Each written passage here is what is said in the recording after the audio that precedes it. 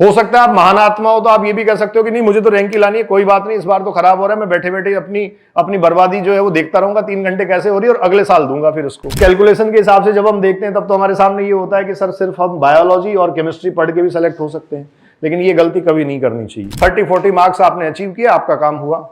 ये सिर्फ सिलेक्शन वाली बात है, रैंक्स वालों के लिए या अच्छी रैंक के लिए ये बातें नहीं की जाती। बायोलॉजी सिर्फ अपना 340-350 मार्क्स सिर्फ स्कोर नहीं है, वो आपका कॉन्फिडेंस है। कई बार परिस्थितियां ऐसी होती हैं कि पेपर में, एग्जाम हॉल में जब हम बैठे तो अच्छी रैंक दूर, हमारा सिलेक्शन कंफर्म करना हमारी प्रायोरिटी सबसे पहले होनी चाहिए। देखो बच्चों, सबसे इंटरेस्टिंग बात हम डिस्कस करने जा रहे हैं। आपके सामने लिखा है NEET 2026 selection, is it possible without physics? Is it possible without physics? No, never. As a teacher मैं कभी भी इस बात के लिए हाँ नहीं कहूंगा कि फिजिक्स के बिना, केमिस्ट्री के बिना या किसी और सब्जेक्ट मतलब बायो के बिना। खैर बायो के बिना तो कल्पना करना ही संभव नहीं है, ठीक है। बायो के बिना इस बात की कल्पना करना इसलिए संभव नहीं है बच्चों, बायो आप जानते हैं आउट ऑफ 720 360 मार्क्स है। केमिस्ट्री आप बच्चों जानते हैं आउट ऑफ 720 180 मार्क्स का है, और फिजिक्स भी आप जानते हैं आउट ऑफ 720 180 मार्क्स का है। तो आपका बायोलॉजी और फिजिक्स दोनों मिला के 360 मार्क्स के हैं, सॉरी केमिस्ट्री और फिजिक्स मिला के 360 मार्क्स है, बायोलॉजी अकेला 360 मार्क्स का है। अब पिछले साल के पेपर पे बात करते हैं। नीट 25 का पेपर जो आया, इस 25 के पेपर में आप कह रहे थे बायोलॉजी लेंदी थी, बायोलॉजी लेंदी थी बहुत, और बायोलॉजी लेंदी होने के साथ साथ आप ये कह सकते हैं थोड़ा टफर साइड भी थी। तो क्या मैं बायोलॉजी को इतना स्ट्रॉन्ग कर लूं कि 360 आउट ऑफ 360 ला सकता हूं? बायोलॉजी में पिछले कुछ सालों से 360 आउट ऑफ 360 लाने की बात भी की जाती रही, और ये चलन जो है वो 2017-18 के बाद लगातार बढ़ा और 360 मार्क्स बच्चों के आने भी लगे। मतलब 2021, 22, 23, 24 ये जो एग्जाम्स अगर मैं देखूं और 2024 के एग्जाम स्पेशली देखूं, तब तो आप ये कह सकते हो कि बायोलॉजी में तो सर लाने ही 360 होते हैं। बच्चे का माइंडसेट ये हो गया था, टीचर्स का माइंडसेट ये हो गया था, हम सब भी बोलने लगे थे कि बायोलॉजी तो बेटा 360 मार्क्स लाने के लिए ही होती है। तो अगर उस केस में बायोलॉजी में 360 मार्क्स आ जाते हैं, बायोलॉजी में 360 मार्क्स आ जाते हैं और किसी एक पोर्शन को भी मैं ले लूं केमिस्ट्री और फिजिक्स, तो 180 मार्क्स होता है। इस केस में आपके टोटल मार्क्स होते हैं 540, और इस साल का कट ऑफ जो है उसकी अगर मैं बात करूं, मतलब बहुत सारे स्टेट्स में तो नीचे है, लेकिन ऑल इंडिया कोटा के हिसाब से कट ऑफ की अगर मैं बात करूं तो 522 525 मार्क्स इजीली कॉलेजेस बच्चों को अलॉट हुए हैं। अब इस कैलकुलेशन के हिसाब से जब हम देखते हैं तब तो हमारे सामने ये होता है कि सर सिर्फ हम बायोलॉजी और केमिस्ट्री पढ़ के भी सेलेक्ट हो सकते हैं, लेकिन ये गलती कभी नहीं करनी चाहिए। 360 मार्क्स वाला जो बायोलॉजी है उसमें पॉसिबिलिटी है कि आप 330 340 तक पहुंचे।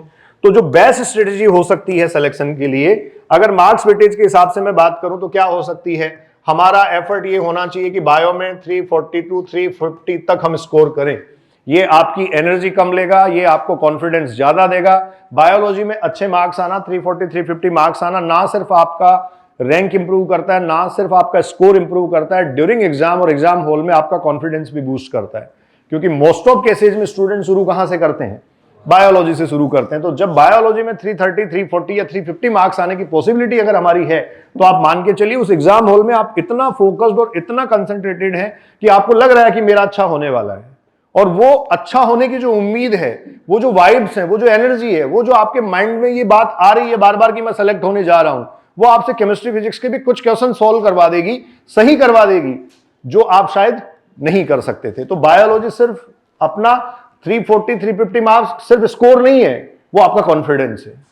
ठीक, इसके बिना कुछ हो नहीं सकता, आपको अच्छे से पता है। अब मैं केमिस्ट्री पे आता हूं। जैसे मान लो 2025 की तरह ही पेपर आ जाए, फिजिक्स का पेपर खराब आ गया, बहुत मुश्किल है सर, मैं बहुत ज्यादा नहीं कर पा रहा, उसमें 10-12 क्वेश्चन ही आते हैं मुझे, तो कोई बात नहीं है, डरने की कोई जरूरत नहीं है। केमिस्ट्री का पेपर तो पिछले साल का अगर मैं देखूं तो आप ये कह रहे थे कि मॉडरेट ही है। अब उस मॉडरेट पेपर में 180 मार्क्स तो मेरे नहीं आ सकते, लेकिन क्या मेरा एफर्ट ये नहीं होना चाहिए कि 152 160 मार्क्स में अचीव करूं? कर सकता हूं। अगर मैं केमिस्ट्री में 152 160 अचीव कर रहा हूं, बायोलॉजी में 340 350 अचीव कर रहा हूं, अगर मैं ये सब इसका लोवेस्ट बेस भी ले लूं ना कि 340 मेरे किस में आ गए, बायोलॉजी में, और मेरे केमिस्ट्री में जो है वो 160 मार्क्स आ गए, तो आपको पता है कि 500 पे खड़े हो। आप अभी कहां खड़े हो? आप ये दोनों पोर्शन अटेम्प्ट करके बच्चों 500 मार्क्स पे खड़े हो। 500 प्लस मार्क्स जो है वो एक तरीके से आपने सिक्योर कर लिए हैं। अब आपका गेम जो है पेपर अगर ठीक ठाक आ रहा है, डिफिकल्ट आ रहा है, तब तो आपको पता है कि आपका गेम 30-40 नंबर का ही बचा हुआ है। 30-40 मार्क्स आपने अचीव किया, आपका काम हुआ। ये सिर्फ सिलेक्शन वाली बात है, रैंक्स वालों के लिए, अच्छी रैंक के लिए ये बातें नहीं की जाती। अब 500 मार्क्स पे मैं खड़ा हूं, मेरा काम मुझे लगता है अगले 30-40 नंबर में हो जाएगा। आप बताओ कितने कितने क्वेश्चन सही कर लूं फिजिक्स के? डरने की जरूरत नहीं है। अगर मैं 10 से 15 क्वेश्चन भी फिजिक्स के सही करता हूं ना, 10 से 15 क्वेश्चन भी फिजिक्स के सही करता हूं ना, तो इस केस में मेरा काम हो गया है, एंट्री हो गई है। देखो, हम पूरे साल पढ़ते हैं, अच्छी रैंक के लिए लड़ते हैं, अच्छा स्कोर लाने के लिए लड़ते हैं, अच्छे गवर्नमेंट मेडिकल कॉलेज में जाने या एम्स में जाने के लिए लड़ते हैं, लेकिन कई बार परिस्थितियां ऐसी होती हैं कि पेपर में, एग्जाम हॉल में जब हम बैठे तो अच्छी रैंक दूर, हमारा सिलेक्शन कंफर्म करना हमारी प्रायोरिटी सबसे पहले होनी चाहिए। आप बताओ, आप एग्जाम में तैयार होके गए थे रैंक के हिसाब से, वहां सिचुएशन डिफरेंट हो गई। सिचुएशन डिफरेंट क्या हो गई? जैसे लास्ट ईयर हुआ, पेपर कुछ ऐसा आ गया कि हम तो जो सोच के गए थे वो था ही नहीं उधर। अब हमें 3 घंटे अपने आप को मैनेज भी करना था, तो पहली प्रायोरिटी हमारी क्या होनी चाहिए? फर्स्ट प्रायोरिटी क्या होनी चाहिए? मैं सेलेक्ट हो जाऊं या अभी भी मुझे तो रैंक ही लानी है साहब? हो सकता है आप महान आत्मा हो तो आप ये भी कह सकते हो कि नहीं, मुझे तो रैंक ही लानी है, कोई बात नहीं, इस बार तो खराब हो रहा है, मैं बैठे बैठे अपनी बर्बादी जो है वो देखता रहूंगा 3 घंटे कैसे हो रही है और अगले साल दूंगा फिर उसको। नहीं, उस टाइम आपका सबसे पहला प्रयास ये होना चाहिए कि मैं अपना सिलेक्शन कैसे कंफर्म करूं, अपनी सीट कैसे सिक्योर करूं। तो उसका तरीका यही है। अगर आप 500 मार्क्स पे यहां खड़े थे या 500 मार्क्स आपके यहां आ सकते थे, मैं और भी नीचे ले जाता हूं इसको, 500 छोड़ो, 480 आ रहे थे आपके, कितने? क्या अभी भी आपका काम हो सकता है 10 क्वेश्चन करने के बाद? डेफिनेटली। अगर आपके 480 आ रहे थे, 10 क्वेश्चन आपने फिजिक्स में सिर्फ सही किए, 40 नंबर ही आ रहे हैं, तब भी पिछले साल का स्कोर आप अचीव कर रहे हैं। तो ये हमें खुद प्लान करना पड़ेगा, वहां की जो परिस्थितियां हैं उन परिस्थितियों के हिसाब से खुद देखना पड़ेगा कि क्या सिलेक्शन मेरा इस पर्टिकुलर पोर्शन के बिना पॉसिबल है। अब इस स्लाइड से और इस डिस्कशन से मैं आपको सिर्फ एक मैसेज देना चाहता हूं। मैसेज क्या है? जिन बच्चों को यह लगता है कि हर हाल में मुझे अपनी एंट्री कंफर्म करनी है, उनके लिए सबसे पहली कंडीशन है कि बायोलॉजी उनकी कम से कम इतनी प्रोडक्टिव होनी चाहिए, 340-350 मार्क्स आने चाहिए। और बायोलॉजी में 340-350 मार्क्स आसानी से आ सकते हैं, आराम से आ सकते हैं। नहीं है बड़ा चैलेंज ये आराम से आते हैं। क्योंकि आप मान के चलिए, जो सिलेक्शन के लिए लड़ता है ना, 280-300 नंबर तो हर किसी के आते हैं बायोलॉजी में, तो ये मार्क्स आ सकते हैं।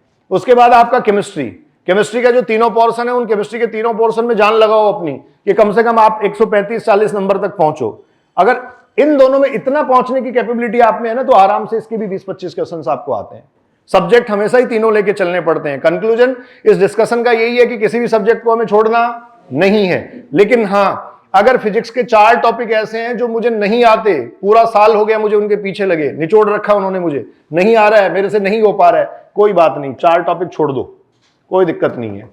अगर ये 4 टॉपिक मैं छोड़ के भी जाऊंगा, इसका मतलब इन 4 टॉपिक से मान लो, एक एग्जांपल ले लेता हूं, 12 क्वेश्चन आते हैं या 15 क्वेश्चन आते हैं, क्या बिगाड़ लेंगे मेरा?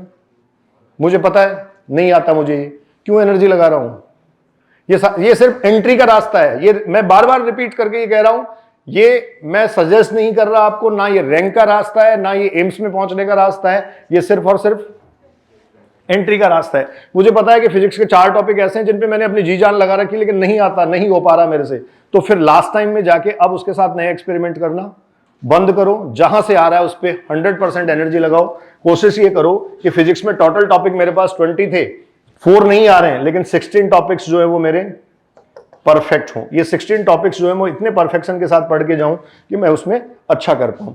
केमिस्ट्री में भी मुझे मैक्सिमम करना पड़ेगा, क्योंकि इसको मैं काफी छोड़ रहा हूं। और आप देखो ना, जो 4 टॉपिक आपको नहीं आ रहे थे, वो अगर आपने छोड़े तो आपकी एनर्जी बहुत ज्यादा सेव हो रही है उधर। उस एनर्जी को यहां लगाओ और इसको साथ लेके चलना ही पड़ेगा। इसके बिना कोई रास्ता नहीं खुलता है, क्योंकि ये अकेली आधी है, बायोलॉजी आधी, बाकी सब आधे।